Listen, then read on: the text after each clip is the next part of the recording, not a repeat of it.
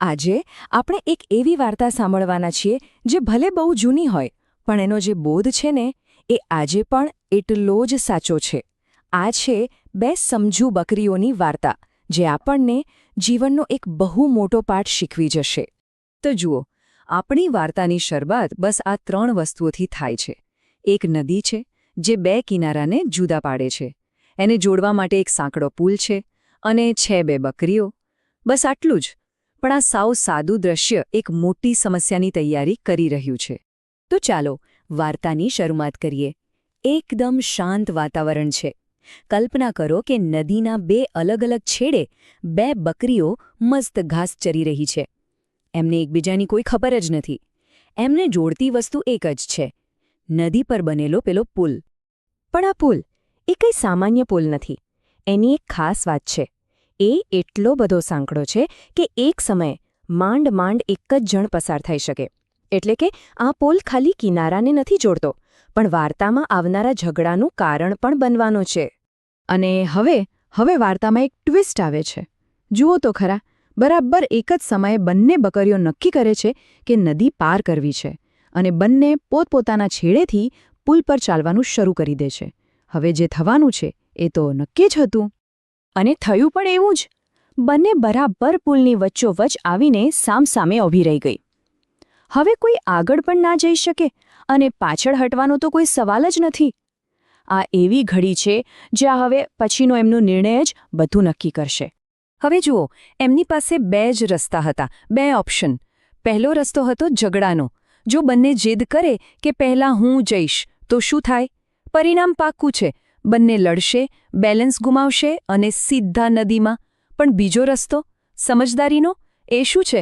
એના પર તો અત્યારે એક મોટો સવાલ છે. અને બસ અહીંથી જ આખી વાર્તા બદલાઈ જાય છે.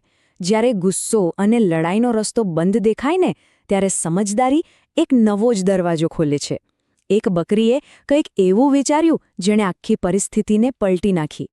આ એક બહુ મોટો સવાલ છે, ખરું ને? કે ભાઈ, જ્યારે બળ વાપરવાથી કે ગુસ્સો કરવાથી કોઈ રસ્તો ના નીકળે, ત્યારે એવી કઈ વસ્તુ છે જે આપણને આગળ લઈ જઈ શકે?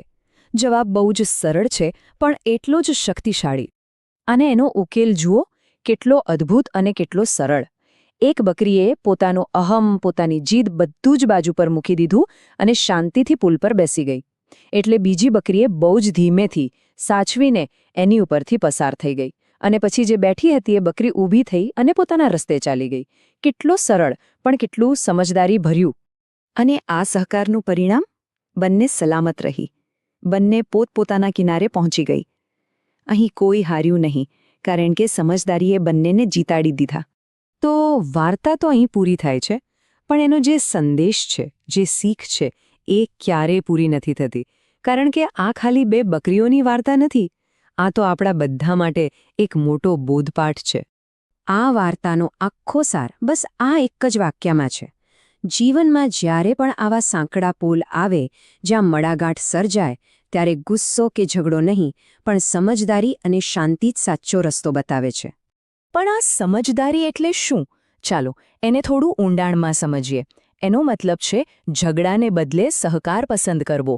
એનો મતલબ છે અભિમાન છોડીને નમ્ર બનવું.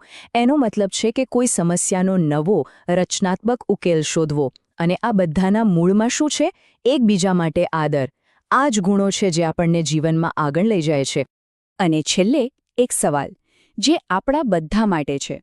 આપણા સંબંધોમાં, આપણા કામ પર, કે પછી સમાજની કોઈ મોટી સમસ્યાઓમાં. આપણે આ બે બકરીઓ પાસેથી શીખીને એવા કયા સાંકડા પુલ પાર કરી શકીએ છીએ? જરા વિચારવા જેવું છે, ખરું ને?